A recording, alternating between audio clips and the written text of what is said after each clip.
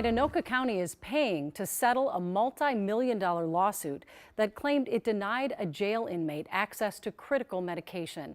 It's tied to a long-running KARE 11 investigation into the deadly medical neglect of inmates. Here's AJ Legault with the latest developments in his investigation, Cruel and Unusual.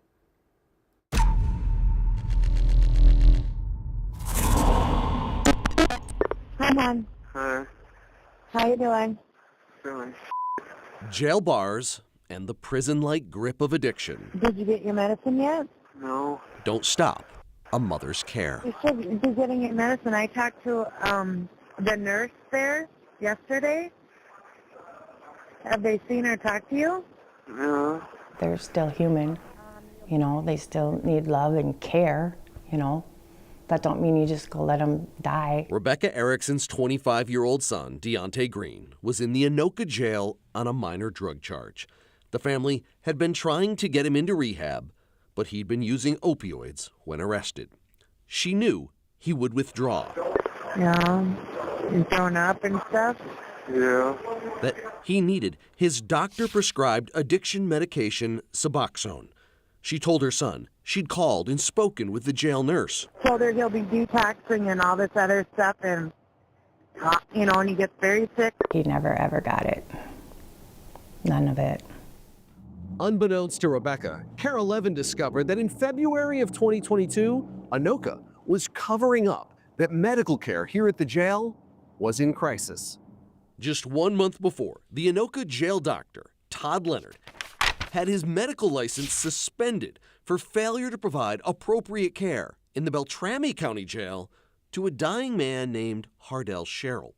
The nurse in charge at Anoka was Michelle Scrock, Dr. Leonard's live-in girlfriend, who would eventually have her license stripped for not bothering to even take Hardell's vitals in the days leading up to his death. Dr. Leonard's company, Men Correctional Care, was being paid millions of dollars by Anoka to have a nurse on site 24/7. But prior KARE 11 investigations uncovered these internal records that revealed Anoka County knew for months that MEND was failing to properly staff the jail. The company was circling the drain. Attorney Katie Bennett brought a federal lawsuit against MEND and Anoka County. It claims they had Deontay Green's prescribed medications but never gave them to him, even though records show he asked for them, as over the course of a week, he deteriorated, getting sicker and sicker.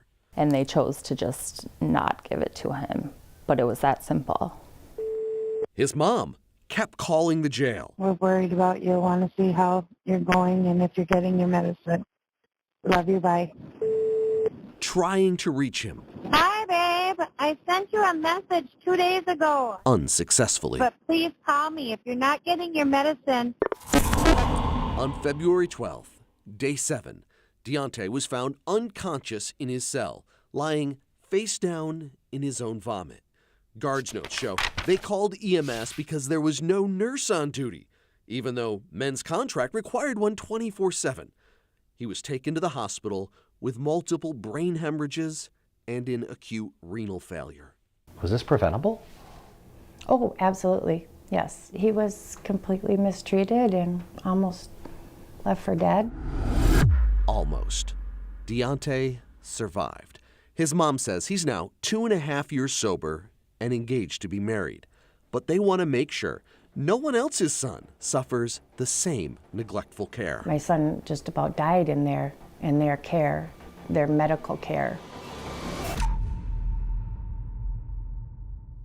Anoka did not end its contract with MEND until months after what happened to Deontay, when another inmate died of an overdose with no nurse on duty.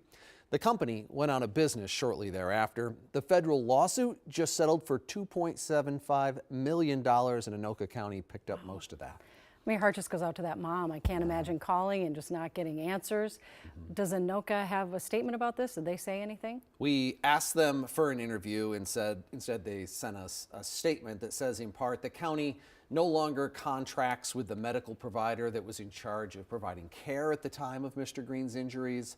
And more importantly, we are glad that Mr. Green appears to have recovered from his injuries, and we wish him all the best going forward. Yeah, I'm so happy that he's doing well now. Yeah, that's the best part of the story Yeah. is, you know, he still has some lingering health effects from what he went through, but his mom said he's doing very well and has really turned his life around. Excellent. Thanks so much, AJ.